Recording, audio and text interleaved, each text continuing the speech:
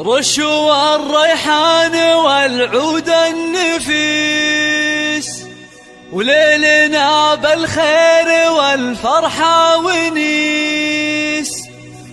وقفا يا البيض جات أم العريس، رحبوا بقدومها يا من حضر، رحبوا بقدومها يا من حضر. هذه النسخة للاستماع فقط، جميع الحقوق والنشر والتوزيع محفوظة.